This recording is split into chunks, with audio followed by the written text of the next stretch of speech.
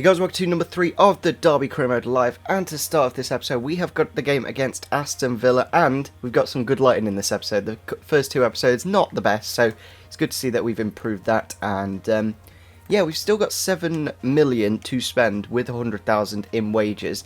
What I'm actually going to look at is the contracts of the players, because there is a good possibility, like for example Carson Christie, Lau, Santos, Mitchell, Rawson, Bent. They've all got 11 months left on their contract, so we are going to have to extend those.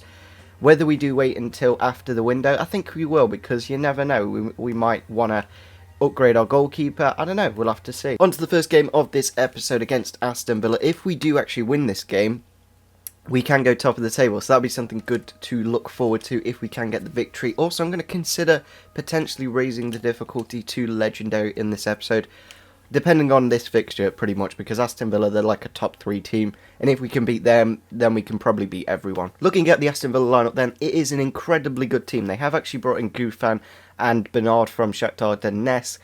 Really good attack, like Ross McCormack, best striker in the league. Bernard, really good centre attacking midfielder, so it is going to be a tough game, and a tough test for us as well. Here we go, Vidra on the edge. Always hit the underside of the crossbar. Can he get the rebound? No, he can't. But it is a penalty. We got a penalty in the first 5 minutes. Really good start from us. Obviously, Matia Vidra winning the penalty. And is it Bun with the foul? Or is it Amavi? I don't know. I'm not too sure. But we've got a penalty. Pressure's on us now. Now, Vidra did actually win the penalty. And he has actually got the best penalty stat. So we are going to take it with him. Go to this top right-hand corner. And there we go. We've got a game 5 minutes in. Great start to this game. Kind of the start I didn't want, because I wanted to see how Aston Villa did attack against Anya at left back, to see how good he actually was, but still, to get a goal, it's nice and easy for us, and just another reason to potentially raise it to legendary difficulty. Bernard on the attack here. He's gone past Jason Shackle. He put the tackle in, and it's a good save from Scotty Carson to keep it out. Oh, Wells has gone down not that well, and he has actually pulled up for the foul here, referee. I'm not too sure why it played advantage, because I didn't have ball possession, and they've booked Bernard, and we have had an injury to Naki Wells. Yeah, I'm kind of tempted to go to a 4-5-1, just because we won't have that impact on later on with Wilson if we need it. But I could always try Vyman at striker. I'm kind of tempted to do that, because he is technically he was a centre forward last year. So he has got pretty good finishing at 71. I think that is the same as just slightly lower than James Wilson. So we are going to give it a go. We are currently 1-0 up. And when he has played Vyman, he's done quite well. That's a good bit of play between Vidra and Bailey. Has he got the pace to get through this Aston Villa defence? They're cut inside here. Oh, we've just not quite done it. But we have still got the ball on the edge here with Anya. Through for Thorne. Can he get the shot off? Ah, just over the crossbar. Here we go on the edge with Will Hughes. Can he get the shot off? He has, and he's hit the crossbar. We have literally skimmed that bar in the last 2 minutes twice. And there it is, half time. We are currently 1-0 up against Aston Villa with that early penalty for Matia Vidra. We did get an injury though to Naki Wells, so we've had to put on Vyman. So it's going well, but it's not going well at the same time. That's a good ball inside to Vyman. Can we find it out wide to Kamara? Yes, we can. Can we go inside here? Yes. Into Vyman with the shot, and good save from the keeper. Go on, Thorne, hit that. Ooh, and it's just over the bar. Oh, that's a good touch from Vyman to take it around the man. Obviously against his former club, I've just realised. He's taken it around another 2 with the shot and with the goal. Andreas Vyman. He seems to be a potential striker for us. That's good to see. If we have got Naki Wells out for a while, as you can see here, it just turned really well around both the centre-backs, and found the near post and found the back of the net. First goal in the league. And there it is, full time. We've actually won 2-0 against Aston Villa, putting us top of the table, unless Newcastle have got the same result against whoever they were playing. But yeah, nothing really going forwards from Aston Villa in that game. I don't know if it's because we were at home with that home advantage, but I'm really tempted to raise the difficulty to legendary now. Oh, that's a real pain. 2 months for Naki Wells, injury, broken elbow. That is quite a shame, because he was actually in quite a bit of good form. So we are going to have to, I think I'm going to try Nick Blackman, because when you compare him to Darren Bent, he has got a lot more pace, and off the bench I think you just need that. I know he's got like 8 more finishing, But in terms of impact, I think Nick Blackman will have a little bit more.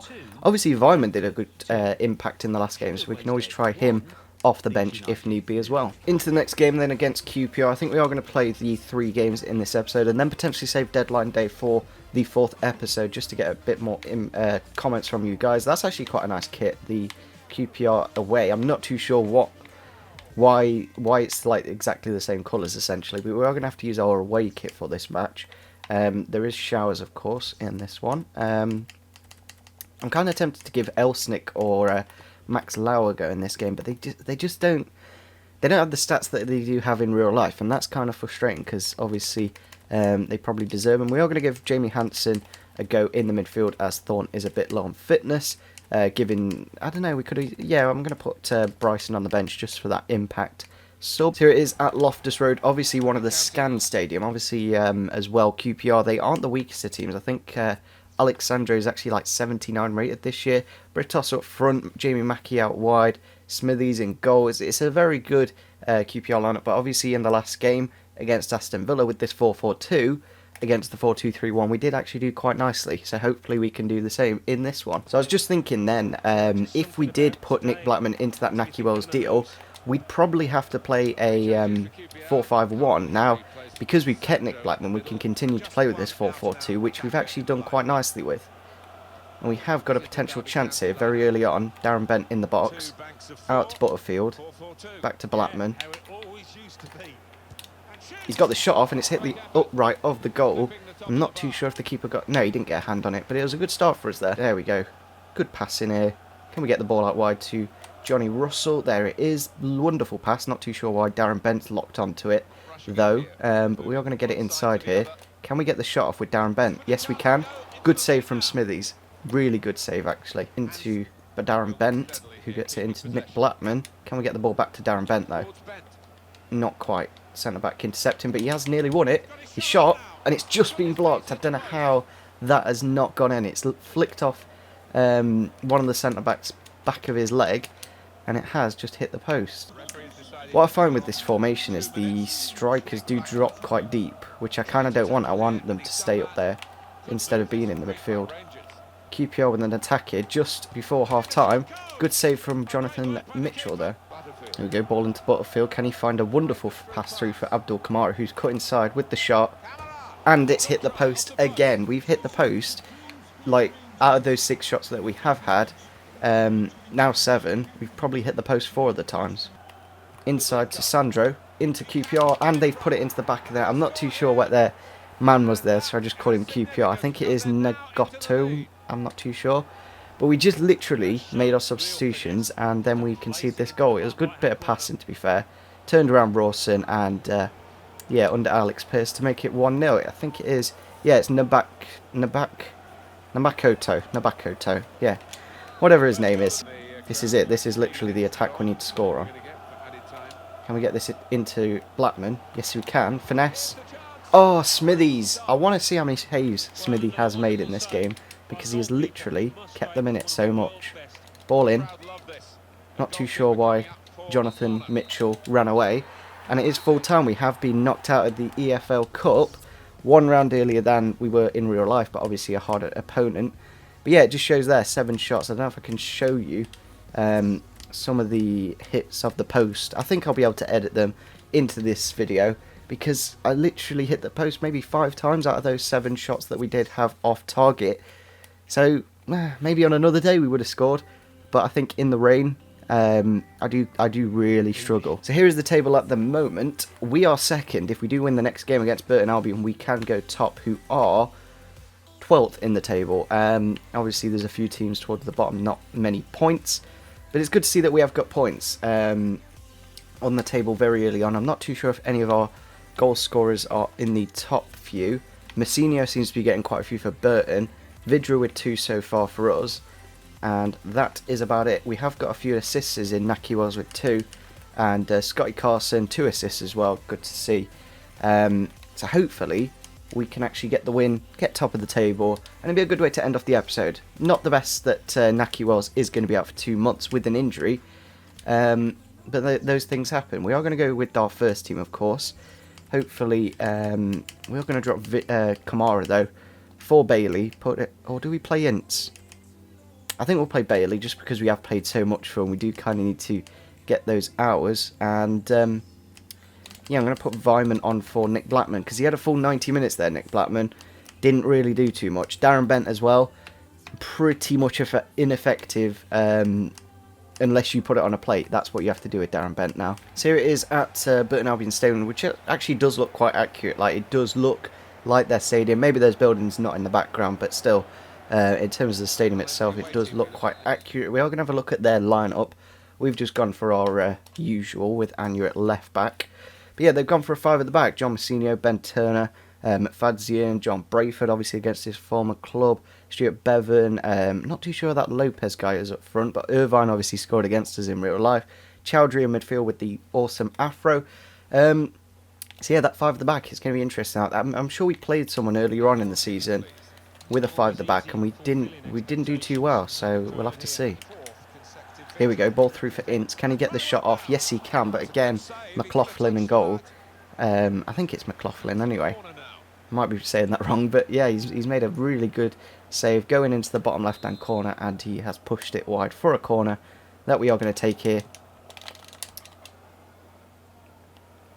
Back in the box, shall we? There we go. Anya with the header, and Anya with the goal. I'm not too sure if because they expected the free kick there, they kind of just stopped, and Anya, the shortest man on the pitch, has won the header to get the goal just before half-time. So that was a really good time to score, and it was a good delivery, to be fair, from James Wilson with his weak foot. Yeah, James Wilson there was fouled, and then somehow, above John Messinio, Akechi Anya has jumped. I'm not too sure what his jumping stat is. I'm actually going to quickly check that, because if it is like below 70, jumping 80, so that's probably why, to be fair. He has got 80 jumping, but he is only 5'6", so he has done very well there to win that header and to get us into the lead. And there it is, half-time against Burton Albion, just getting that goal just before the half-time whistle.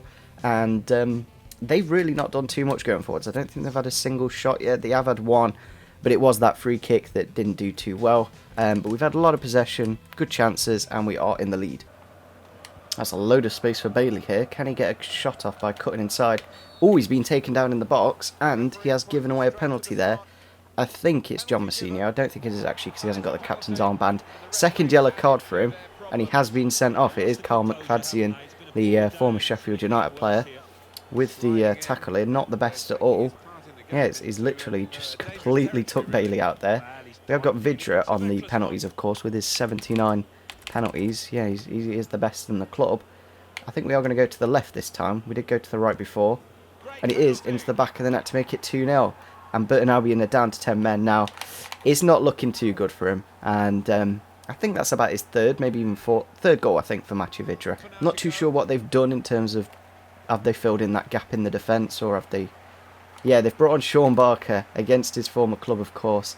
Stuart Bevan going off. I think we'll make our substitutions now, because we've basically seen out the game now. He's got more stamina, Vidra. I don't think it really matters, because we have got the international break now, so we can just play whoever we need to see out the game. Here we go, Johnny Russell. He has won it. He's done a nice job. Can he get the finish, though? Not quite. I could have probably put it across for Vyman, but there's quite a few defenders there. So it wasn't 100% sure. Booking here for Bailey. We have taken out Barker as well. I'm not too sure if he's injured. That's a bit weird. I've literally just got a yellow card for fouling somebody, but it says on that little statistic thing there that I had none. And we have actually injured John. That's how weak Sean Barker is on this game. You literally foul him once and he goes down injured. That's, I don't know, maybe he's got the injury prone trait. O'Grady into Jamie Ward against his former club with the shot, and very wide of the target from the Northern Ireland international. And there it is, full time against our local rivals, Burton Albion. We have actually won the game, not losing it like we did in real life. As you can see there, not a single shot on target for Burton Albion, and 6 for us. They did get a little bit more possession towards the end with that 5 at the back. And it was nice to see Sean Barker and Jamie Ward against their former clubs as well, and John Brayford. So we're going to end off the episode here. I actually forgot to press the record button on the Elgato, but luckily with the flashback feature, I managed to recover the majority of this content, apart from the last few minutes. So I've just got some stuff going on in the background. As you can see, Matteo Vidra has grown to a 74 rated player, so that's a good way to end off the episode. Also, I believe we did finish top. Yeah, we did finish top of the episode to finish it off. So hopefully you guys did enjoy this episode. Yeah, I think it was a really successful episode, and I'm definitely going to consider raising it to legendary. Just thought I'd just quickly say, make sure you do smash the like button, subscribe if you're new to the channel, and see you soon